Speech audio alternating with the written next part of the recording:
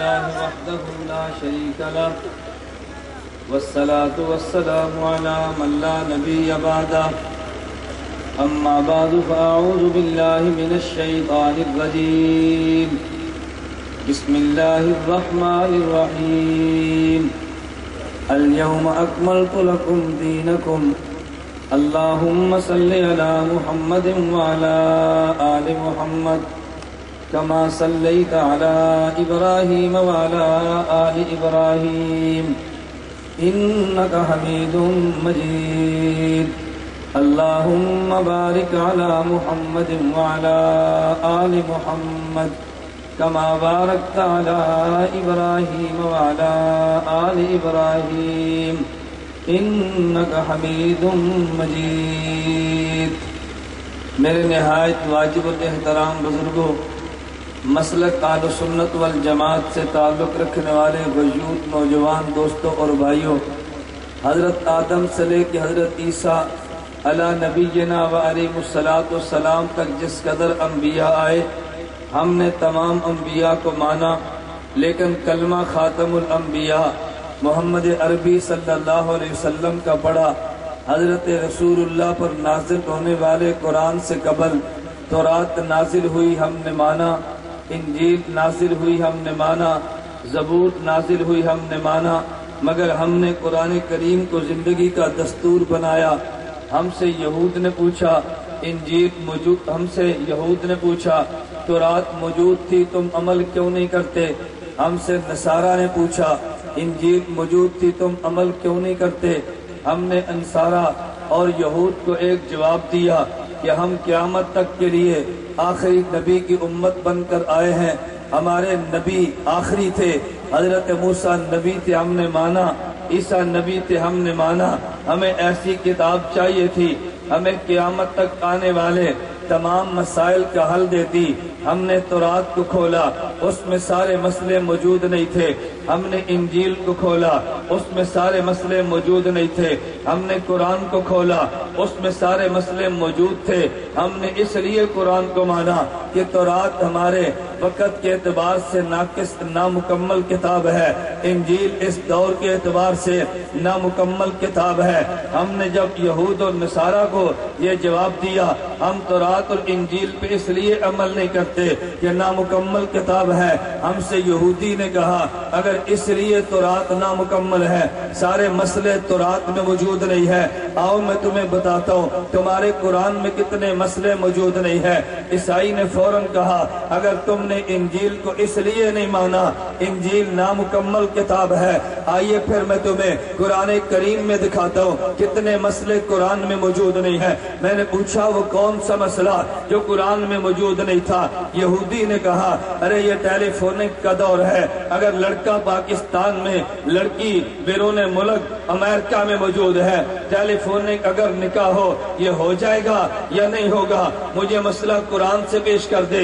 اس نے فوراً کہا اگر ایک آدمی کا خون دوسرے کو دے دے انتقال خون جائز ہے، مجھے قرآن سے ثابت کر دے۔ میں نے یہودی اور عیسائی سے کہا ارے یہ مسئلہ قرآن میں موجود تو نہیں ہے۔ وہ فوراً کہنے لگا تم نے تورات کو اس لیے نہیں مانا، یہ نامکمل کتاب ہے، تم نے انجیل کو اس لیے قبول آج نہیں کیا، یہ نامکمل کتاب ہے۔ پھر اگر میں یہ بات کہہ دوں قرآن بھی نامکمل کتاب ہے، تم قرآن کو بھی چھوڑ دو۔ میں نے کہا نہیں نہیں، تورات انجیل اور قرآن میں ایک فرق ہے۔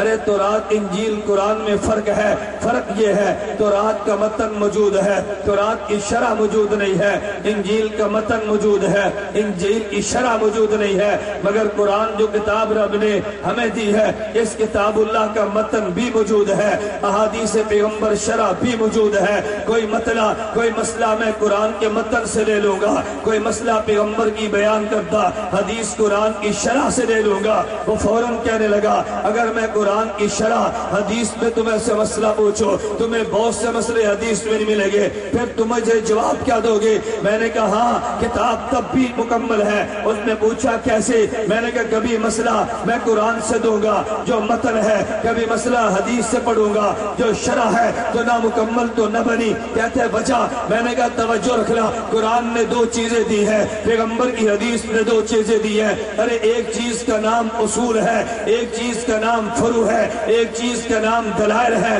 ایک چیز کا نام مسائل ہے، ایک کا نام کلیات ہے، ایک کا نام جزیات ہے۔ میں نے جب قرآن کو کھول کے دیکھا، مجھے قرآن نے اصول دیا، اگر تمہیں مسئلہ پیش آ جائے قرآن کو کھول لینا۔ پاٹھ 12 نمبر 8 یہ سورہ اعراف آیت نمبر 3 میں موجود تھا، اتبعوا ما انزل الیکم من ربکم۔ اللہ اگر مسئلہ قرآن میں نہ ملے، فرمایا میرے پیغمبر کی سنت کو دیکھ لینا، قل ان کنتم تحبون اللہ فاتبعونی۔ 12 نمبر 3 آل عمران سورۃ آیت نمبر 31 میں موجود تھا۔ اللہ پیغمبر کی سنت میں مسئلہ نہ ملے، پھر کہاں پہ دیکھو؟ خالق کی طرف سے کہ تم اجماع امت کو دیکھ لینا۔ 12 نمبر 5 سورۃ النساء آیت نمبر 115 میں اعلان کیا، وَمَن يُشَاقِقِ الرَّسُولَ مِن بَعْدِ مَا تَبَيَّنَ لَهُ الْهُدَىٰ وَيَتَّبِعْ غَيْرَ سَبِيلِ الْمُؤْمِنِينَ۔ اللہ اگر اجماع میں نہ ملے پھر کہاں سے تلاش کرو؟ فرمایا اجتہاد اور قیاس کو دیکھ لینا۔ 12 نمبر 21 سورہ لقمان آیت نمبر 15، وَاتَّبِعْ سَبِيلَ مَنْ أَنَابَ إِلَيَّ۔ تمہیں رب نے مجھے درس دے دیا، اگر تمہیں مسئلہ پیش آ جائے کبھی کتاب اللہ کو کھول لینا، اگر مسئلہ پیش آ جائے کبھی سنت رسول اللہ کو دیکھ لینا، اگر مسئلہ پیش آ جائے اجماع امت کو دیکھ لینا، اگر مسئلہ پیش آ جائے مجتہد کے اجتہاد کو دیکھ لینا۔ اور جو مسئلہ قرآن نے بیان کیا، یہی مسئلہ قرآن کی شرح نے بیان کیا۔ اللہ کے پیغمبر نے معاذ سے پوچھا، معاذ تم یمن جاؤ گے، لوگ مسئلہ پوچھیں گے، دلیل کیا؟ بکتاب اللہ، حضور قرآن سے کھول کے بتا دو گا۔ اگر معاذ قرآن میں نہ ملے کیا؟ بسنت رسول اللہ، پیغمبر تمہاری سنت سے مسئلہ بتا دو گا۔ علم تجد، اگر سنت میں نہ ملے کہ حضور اجتہد برائیے، میں اجتہاد کروں گا۔ پیغمبر نے اصول دے دیے، مسئلہ کتاب اللہ میں ہوگا، مسئلہ سنت میں ہوگا، مسئلہ اجتہاد میں ہوگا۔ پھر پیغمبر نے ایک اور اصول دیا، ان اللہ لا یجمع امت محمد علی الضلالہ۔ میری امت کو اللہ کبھی ضلالت پہ جمع نہیں کرتی، مسئلہ اجماع میں دیکھ لینا۔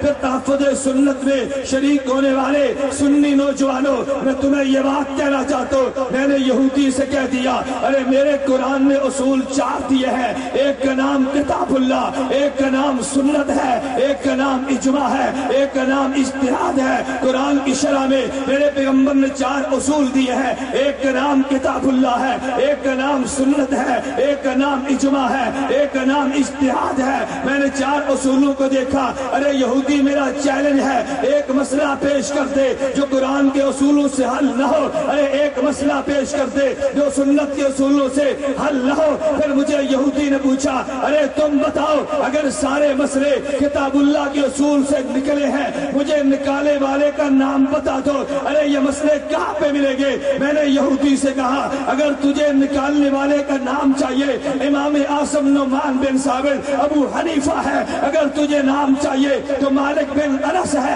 اگر تجھے نام چاہیے محمد بن ادریس شافی ہے، اگر تجھے نام چاہیے امام احمد بن محمد بن احمد ہے، حنبل ہے، اگر تجھے کتاب چاہیے جہاں پہ سارے مسئلے موجود ہو، کتاب کا نام ہدایہ ہے، اگر تجھے مسئلہ چاہیے کتاب کا نام در مختار ہے، اگر تجھے مسئلہ چاہیے کتاب کا نام کنز الدقائق ہے، اگر تجھے مسئلہ چاہیے کتاب کا نام قدوری ہے، اگر تجھے مسئلہ چاہیے کتاب کا نام بہشتی زیور ہے۔ یہودی نے اعتراض کیا تھا، میرے قرآن نامکمل ہے، میں نے کہا مکمل ہے، اس نے کہا جواب دو، میں نے کہا ہدایہ، اس نے کہا جواب دو، میں نے کہا قدوری، اس نے کہا جواب دو، میں نے کہا بہشتی زیور ہے۔ ارے دوسرے لفظوں میں کہنا چاہتا ہوں، سنیو یہ دلائل سے نشین کر لو، دشمن الٹا لٹک جائے گا، تیری دلیل کا جواب نہیں دے سکتا، یہ تیری دلیل ریت پہ، خدا کی قسم ریت کی دیوار پہ پار نہیں ہے، ارے یہ جبل عہد کی طرح تیرے مضبوط دلائل ہیں، اللہ کرے ان دلائل کو سینے سے تو تھام لے۔ میں نے پوری بحث کے بعد صرف ایک بات کہنی ہے، اس ایک بات کے لیے میں نے 15 منٹ کی تمہید مانگنی ہے، توجہ رکھنا۔ اس نے کہا تھا کتاب نامکمل ہے، میں نے کہا مکمل کیوں؟ میرے پاس اصول موجود ہے۔ اچھا پھر تم سے میں پوچھتا ہوں، ارے مسئلہ قرآن میں تھا نکل آیا، مسئلہ سنت میں تھا نکل آیا، اجماع میں تھا مسئلہ نکل آیا، اجتہاد میں تھا مسئلہ نکل آیا، مجھے تم بتاؤ اگر مسئلہ قرآن سے نکلا ہے تو تجھے بھی کتابullah کا ہوگا اگر مسئلہ سنت سے نکلا ہے، کتابullah کا ہوگا اگر اجماع امت حل ہوا ہے تو کتابullah کا ہوگا، اگر اجتہاد سے حل ہوا تو مسئلہ کتابullah کا ہے۔ پھر مجھے یہ بات کہنے دے، اگر تجھ سے کوئی پوچھے ارے تو نے قرآن کو چھوڑ کے فقہ کو مانا ہے، تو نے سنت کو چھوڑ کے فقہ کو مانا ہے، اس کے منہ پہ ترکی بترکی جواب دے دے، کہہ دے تو جاہل تھا، تجھے فقہ کا مانا نہیں آیا۔ اگر فقہ کا مانا جانتا اعتراض نہ کرتا، اگر فقہ کا مانا جانتا ابو حنیفہ پہ اعتراض نہ کرتا۔ ارے وجہ اگر تجھ سے کو پوچھے فقہ کسے کہتے ہیں، آسان لفظوں میں جواب دے دے، کتاب اللہ، سنت رسول اللہ، اجماع امت اور قیاس سے ثابت شدہ مسئلے کا نام فقہ۔ کتاب اللہ، سب بولیے کتاب اللہ، بولیے کتاب اللہ، سنت رسول اللہ، اجماع امت اور اجتہاد سے ثابت شدہ مسئلے کا نام، توجہ رکھنا، ثابت شدہ مسئلے کا نام۔ یہودی نے اعتراض کیا تیرا قرآن نامکمل ہے، تیرے پاس مسئلے موجود نہیں ہیں۔ میں نے جواب میں فقہ دے کے یہودیت کے اعتراض کا جواب دیا تھا۔ آج کبھی تم نے غور کیا جو تیری فقہ کو نہیں مانتا، خدا کی قسم وہ قرآن کی خدمت نہیں کرتا، قرآن کے نام پہ جھوٹ بولتا ہے۔ جس نے فقہ کا انکار کیا حدیث پیغمبر کی خدمت نہیں کرتا، حدیث کے نام پہ پیغمبر کی حدیث پہ جھوٹ بولتا ہے۔ ارے فقہ یہودیت کے اعتراض کا جواب تھا، ارے فقہ عیسائیت کے اعتراض کا جواب تھا۔ اگر تو نے فقہ کا انکار کیا پھر یہودیت کے اعتراض کا جواب دینا، ارے سارے مسئلے کہاں پہ موجود ہوں گے؟ تو جواب میں قرآن نہیں دے سکتا، سارے مسئلے کہاں پہ موجود ہوں گے؟ تو بخاری کا نام نہیں لے سکتا، کوئی مسئلہ کتاب اللہ میں، کوئی مسئلہ بخاری میں ہوگا، کوئی ترمذی نسائی ابن ماجہ میں ہوگا، کوئی مسئلہ اجماع امت میں ہوگا، کوئی مسئلہ مجتہد کے اجتہاد میں ہوگا۔ ارے فقہ قرآن سے بغاوت نہیں ہے، یہودیت کا جواب ہے۔ ارے فقہ قرآن سے دوری نہیں ہے، عیسائیت کا جواب ہے۔ اگر تو نے فقہ کو مانا تو نے یہودی کے دانت کھٹے کر دیے، اگر فقہ کو مانا عیسائیت کو متوڑ جواب دیا ہے۔ اگر فقہ کا انکار کیا قرآن کی خدمت نہیں ہے، قرآن کے نام پہ یہودیت کی خدمت ہے، یہ حدیث کی خدمت نہیں ہے بلکہ حدیث کے نام پہ یہودیت کی خدمت ہے۔ تو میں یہ بات کہہ رہا تھا، ہمارا قرآن کامل بچا، قرآن نے اصول دیے، اصول کتنے؟ بلند آواز سے کتنے؟ توجہ رکھنا، اصول کتنے؟ 4۔ میں کہتا ہوں قرآن میں تھے، پیغمبر نے دیے، توجہ رکھنا۔ ارے ان 4 اصولوں کے دینے والے کو نبی کہتے ہیں، ان 4 اصولوں کے پھیلانے والوں کو صحابی کہتے ہیں، 4 اصولوں سے نکال کے مسئلہ دینے والے کو مجتہد اور فقیہ کہتے ہیں۔ میں نے پیغمبر کو مانا، 4 اصول دیے ہیں، میں نے صحابی کو مانا، 4 اصول پھیلائے ہیں، میں نے ابو حنیفہ کو مانا، 4 اصولوں سے مسئلے لکھ کر دیے ہیں۔ میں آج علماء کی موجودگی میں ایک متفقہ تجھے فیصلہ سنانا چاہتا ہوں کہ دیوبندیت نہیں، رب کعبہ کی قسم دنیا کا کوئی سنی کوئی مسلمان اس نظریے کی تردید نہیں کر سکتا۔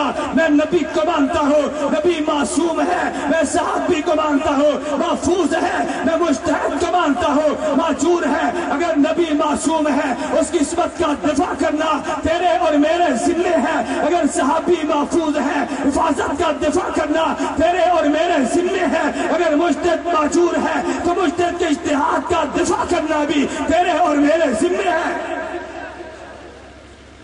بولیے نبی معصوم، نبی بلند آواز سے نبی، آج یہ عقیدہ ذہن میں رکھ لو، نبی معصوم، صحابی محفوظ اور مجتہد۔ نبی کا معصوم ہونا اہل سنت والجماعت کا عقیدہ ہے یا نہیں؟ بلند آواز سے عقیدہ ہے یا نہیں؟ صحابی کا محفوظ ہونا اہل سنت والجماعت کا عقیدہ ہے یا نہیں؟ اور مجتہد کا معجور ہونا اہل سنت والجماعت کا عقیدہ ہے یا نہیں؟ مجھے تم بتاؤ کیا نبوت سے گناہ ہو سکتا ہے؟ مجھے تم بتاؤ کیا صحابی سے گناہ ہو جائے تو نام اعمال میں رہ سکتا ہے؟ مجھے تم بتاؤ اگر مجتہد سے خطا ہو جائے اس خطا پہ گناہ ملتا ہے یا اجر ملتا ہے؟ پھر اگر نبی سے گناہ نہیں ہوتا تو دفاع کرنا ارے ایمان ہے، اگر صحابی سے گناہ ہو جائے تو نام اعمال میں نہیں رہتا، یہ تیرا میرا ایمان ہے۔ اگر مجتہد سے خطا ہو جائے خطا پہ بھی اجر ملتا ہے، اس کی خطا کا دفاع کرنا بھی ایمان ہے۔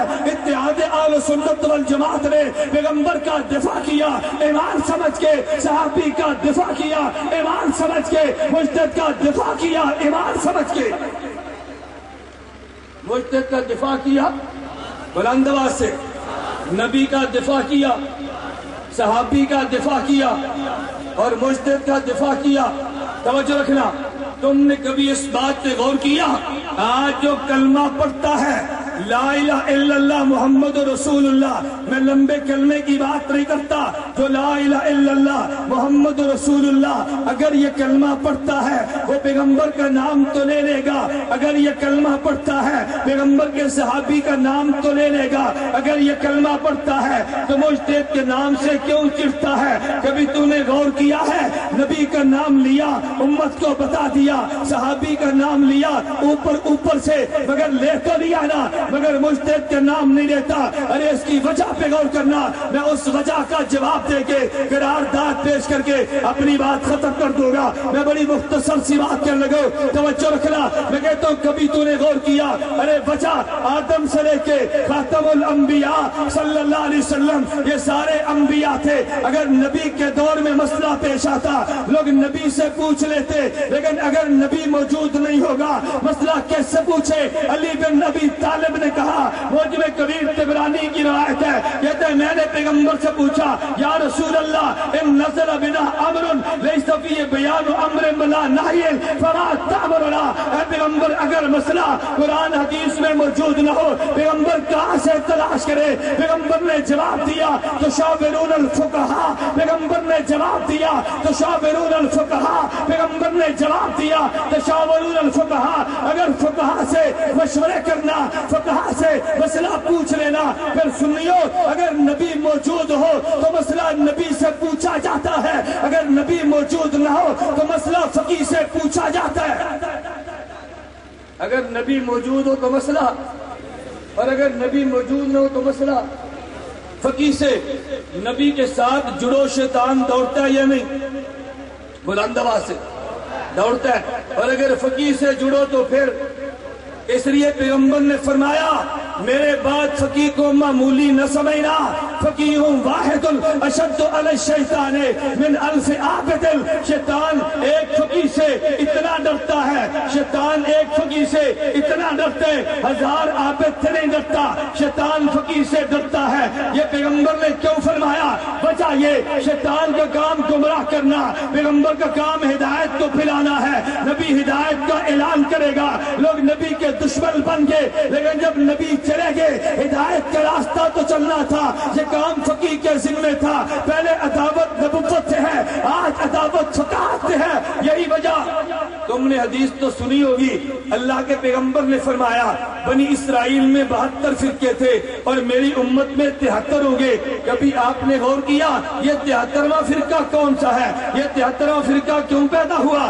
علامہ یہ 73واں فرقہ کیوں پیدا ہوا؟ علامہ قرطبی نے تفسیر الجامع باحکام القرآن وان ھذا صراطی مستقیما فاتبعوہ کتاب بڑی عجیب بات لکھی ہے۔ امام قرطبی کہتے ہیں ایک بات ذہن نشین کر لو، وہ تفسیر لکل شیء کے تحت فرمایا لم یکن عندہم اجتہاد قط انما خص بذالک امت محمد صلی اللہ علیہ وسلم، پہلی امت میں اجتہاد نہیں تھا، اللہ نے اس امت کو اجتہاد دیا ہے۔ پھر حضرت امام قرطبی نے ان ھذا صراطی مستقیما فاتبعوہ کے تحت لکھا، کہتے یہ جو 73واں فرقہ تھا یہ کون سا تھا؟ قرطبی نے الفاظ نکل کیے، میں اپنی زبان میں ترجمہ کرنے لگا۔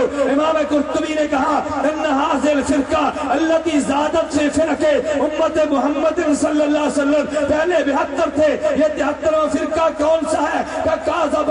قال بعض العارفین الذین هم يعادون العلماء ويبغضون الفقهاء۔ امام قرطبی کہنا چاہتے پہلے مسئلے نبوت حل کرتی تو لوگ دشمن نبوت کے تھے، اب مسئلہ نبوت سے حل ہوگا لیکن ساتھ اجتہاد سے بھی ہوگا۔ پہلے تنہا نبوت کے دشمن تھے، اب نیا فرقہ جو اجتہاد کا بھی دشمن ہے۔ امام قرطبی نے کہا جو علماء سے عداوت رکھے، فقہ سے بغض رکھے، یہ جان لے 73واں فرقہ ہے۔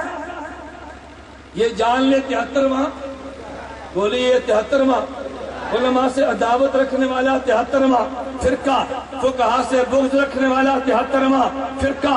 لہٰذا ہم آج آل پنجاب تحفظ سنت کی وساطت سے میں پاکستان خصوصاً اور پوری دنیا کے عموماً مسلمانوں سے آج کی کانفرنس کی وساطت سے قرارداد پیش کرتا ہوں۔ اگر میری قرارداد پیش کرتا سے آپ کو اتفاق ہو تو میں آپ سے اتنی گزارش کروں گا، قرارداد کے آخر میں ہاتھ ہلا کر تائید کر دیں تاکہ ہمیں یقین ہو جائے ہماری قرارداد بالکل ٹھیک ہے۔ میری گفتگو کا خلاصہ یہ ہے، اللہ نے قرآن کو کامل فرما دیا۔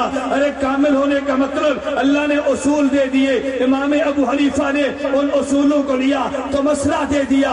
ارے فقہ قرآن کے کامل ہونے کی عملی صورت کا نام ہے۔ پہلے مسئلے صرف نبی بتاتا، اب پیغمبر کے بعد مسئلے فقہاء بتائیں گے، چونکہ فقیہ نے امت کو ہدایت پہ کھڑا کرنا تھا، چونکہ فقیہ نے امت کو سیدھا راستہ دینا تھا، چونکہ فقیہ نے شیطان سے دور کرنا تھا۔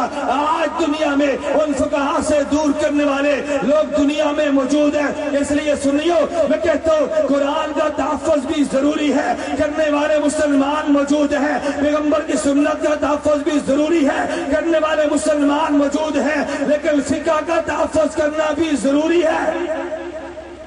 فقہ کا تحفظ کرنا بھی، بلند آواز سے فقہ کا تحفظ کرنا چاہیے کہ نہیں بھائی؟ بلند آواز سے کرنا چاہیے کہ نہیں؟ پہلے نبی کا تحفظ کیا علماء دیوبند نے، صحابی کا تحفظ کیا علماء دیوبند نے، امام اعظم ابو حنیفہ کا تحفظ کون کریں گے؟ کون کریں گے؟ یہ ہمارے ذمہ ہے نا، ہم انشاءاللہ علماء دیوبند امام ابو حنیفہ کا تحفظ بھی کریں گے انشاءاللہ۔ اللہ نے توفیق دی تو ڈر کر نہیں، ہم جرأت کے ساتھ کریں گے انشاءاللہ، گھبرا کر نہیں، دلائل کے ساتھ کریں گے۔ امام ابو حنیفہ کی فقاہت کا چرکا انشاءاللہ ڈنڈے کی چوٹ پہ ہوگا انشاءاللہ۔ امام صاحب کی فقاہت کو چوک اور چرائے پر بیان کیا جائے گا۔ امام ابو حنیفہ اللہ ان کی قبر پہ کروڑوں رحمتیں نازل فرما۔ آج آل پنجاب تحفظ سنت کانفرنس کی وساطت سے میں مختلف قراردادیں جماعت کی طرف سے پیش کر رہا ہوں۔ نمبر 1، فقہ اور فقہاء کی عظمت بتانے کے لیے عمومی و خصوصی پروگرامز منعقد کیے جائیں گے۔ آپ حضرات اپنے اپنے علاقے میں فقہ اور فقہاء کی عظمت کے لیے جلسے کریں گے، بلند آواز سے جلسے کریں گے، فقہ فقہاء کی عظمت کے لیے پروگرام منعقد کریں گے انشاءاللہ۔ نمبر 2، فقہ اور فقہاء کے بارے میں پھیلائے گئے شبہات کو دور کیا جائے گا، دور کریں گے انشاءاللہ۔ اگر کوئی شبہ پیش کرے اس کو تو دور کر دے، اگر تر سے حل نہیں ہوتا اتحاد سے رابطہ کر دے، اتحاد کے مناظر دور کریں گے انشاءاللہ۔ فقہاء اور فقہاء سے بغض و عناد رکھنے والے افراد کی حوصلہ شکنی کرنا کریں گے انشاءاللہ۔